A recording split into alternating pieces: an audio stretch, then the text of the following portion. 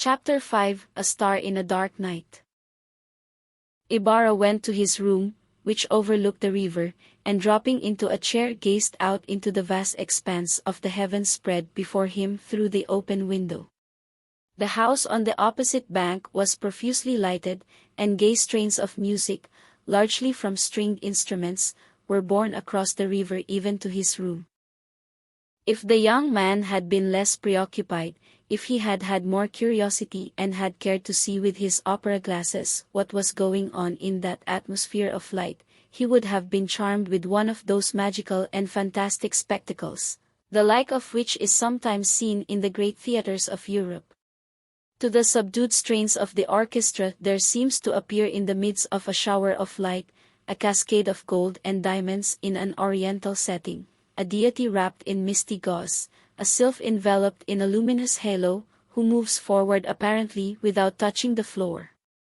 In her presence the flowers bloom, the dance awakens, the music bursts forth, and troops of devils, nymphs, satyrs, demons, angels, shepherds and shepherdesses, dance, shake their tambourines, and whirl about in rhythmic evolutions, each one placing some tribute at the feet of the goddess.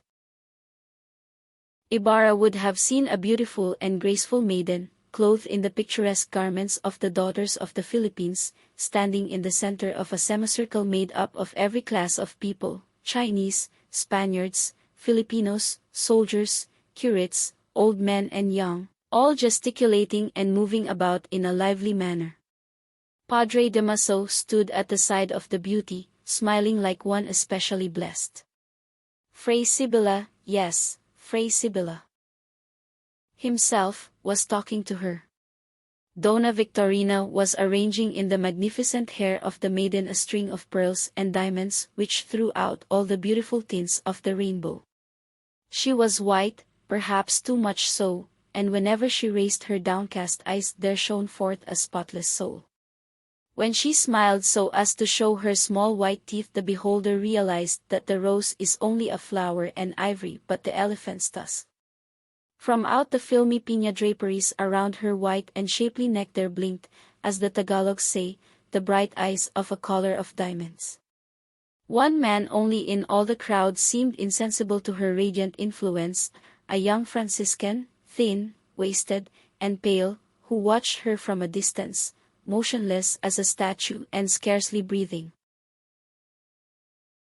But Ibarra saw nothing of all this, his eyes were fixed on other things. A small space was enclosed by 4 bare and grimy walls, in one of which was an iron grating. On the filthy and loathsome floor was a mat upon which an old man lay alone in the throes of death, an old man breathing with difficulty and turning his head from side to side as amid his tears he uttered a name. The old man was alone, but from time to time a groan or the rattle of a chain was heard on the other side of the wall.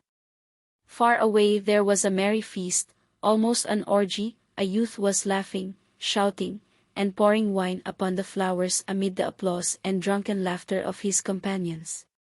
The old man had the features of his father, the youth was himself, and the name that the old man uttered with tears was his own name. This was what the wretched young man saw before him. The lights in the house opposite were extinguished, the music and the noises ceased, but Ibarra still heard the anguished cry of his father calling upon his son in the hour of his death. Silence had now blown its hollow breath over the city, and all things seemed to sleep in the embrace of nothingness. The cock-crow alternated with the strokes of the clocks in the church towers and the mournful cries of the weary sentinels. A waning moon began to appear, and everything seemed to be at rest, even Ibarra himself, worn out by his sad thoughts or by his journey, now slept. Only the young Franciscan whom we saw not so long ago standing motionless and silent in the midst of the gaiety of the ballroom slept not, but kept vigil. In his cell, with his elbow upon the window-sill and his pale, worn cheek resting on the palm of his hand, he was gazing silently into the distance where a bright star glittered in the dark sky.